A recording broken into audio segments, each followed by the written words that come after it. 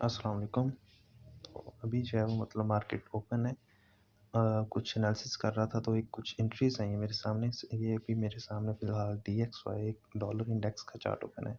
तो ये सबसे पहले चार्ट इसलिए ओपन किया है क्योंकि मार्केट में 60 टू 70% मूवमेंट जो है वो डॉलर इंडेक्स की बेस पे ही होती है।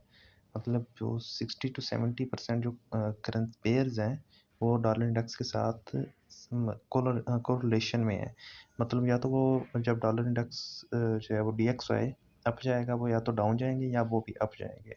लेकिन इसकी मूवमेंट डॉलर इंडेक्स की मूवमेंट उन उन 60 टू 70% जो पेयर्स हैं उन पे डायरेक्टली या इनडायरेक्टली बहुत इफ़ेक्ट करती है। तो सबसे पहले इसलिए मैं जो है वो इसी को ओपन किया है। अगर आप मतलब जो है वो कौन सी करेंसीज हैं तो आप जो कोरिलेशन की वीडियो है वहाँ पे आप देख सकते हैं कि इसकी मतलब जो कोरिलेशन है वो किन पेयर्स के साथ है। तो अभी जो है वो देख सकते हैं कि जो ट्रेंड है वो अप ट्रेंड है मार्केट में। ये higher high, higher low, higher high, higher low and then higher high. अगर इसको ज़ूम करके देखें तो मार्केट ने यहाँ पे एक बुलिश फ्लैग पैटर्न बनाया है तो उसको भी ड्रा नहीं कर रहे हम। तो जो एंट्री पॉइंट है वो मैंने ऑलरेडी एनालिसिस कर रहा था तो वो मैंने ऑलरेडी ड्रा किया हुआ है। तो ये क्योंकि हमारा हायर लो है, मार्केट अप ट्रेंड में है, तो NF भी है परसों, तो इसलिए हमारा जो ये चांसेस हैं कि मार्केट यहाँ से लाइक कि हमारा एंट्री लेवल होगा और हमारा जो टारगेट है वो है 105.400। तो तकरीबन ये बनते हैं अराउंड वन 140 पिप्स। लेकिन क्योंकि हम DXY पे ट्रेडिंग डायरेक्टली नहीं कर सकते, अब करें कर भी लें, कुछ ब्रोकर जो है वो अलाउ करते हैं, कुछ अलाउ नहीं करते।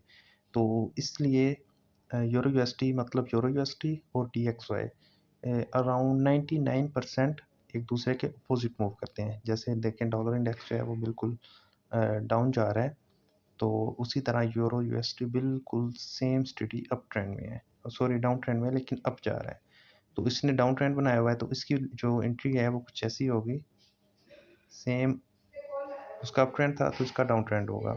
ये high, lower low, lower high and then lower low. तो अब इसकी जो एंट्री होगी वो कुछ ये होगी, ये हमारा एंट्री लेवल होगा और हमारा जो एग्जिट होगा वो कुछ ये होगा। ये भी तकरीबन 130-40 पिप्स बनते हैं। तो ये दो होगी हमारी एनालिसिस। और जो तीसरा एनालिसिस है जो कि लगता है एक पॉसिबिलिटीज हो सकती है कि मार्केट वैसे मूव करे, तो वो है गोल्ड का।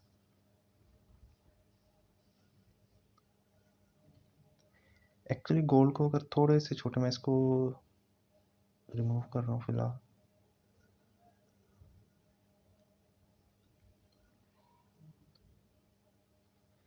एक्चुअली गोल्ड को अगर थोड़े से छोटे टाइम फ्रेम में देखें तो इसने वही पैटर्न इलेट वेव पैटर्न बनाया हुआ है। ये one first impulse, second impulse, third impulse, fourth impulse और ये फिफ्थ इम्पल्स आई थिंक के भी कंप्लीट नहीं हुई। फिफ्थ इम्पल्स इसकी बनती है तकरीबन ये 2300 यहाँ तक बनती है फिफ्थ इम्पल्स।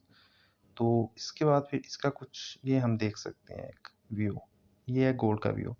क्योंकि गोल्ड ने एक इलिट वेव पैटर्न बना रहा है और ये मतलब एक एक पॉइंट है अच्छा कि अब हम इसकी जो डाउन मूवमेंट है वो एक्सपेक्ट कर सकते हैं।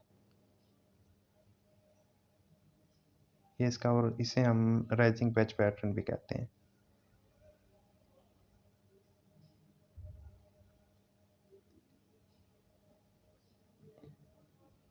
ये गोल्ड का एनालिसिस क्योंकि यहाँ पे जो है वो हो सकता है कि ये सप्लाई जोन बना के गिरे, तो लेकिन फिर भी जो है वो अगर सप्लाई जोन बना के गिरता है तो हम इस लेवल पे सप्लाई जोन पे इंटर हो जाएंगे।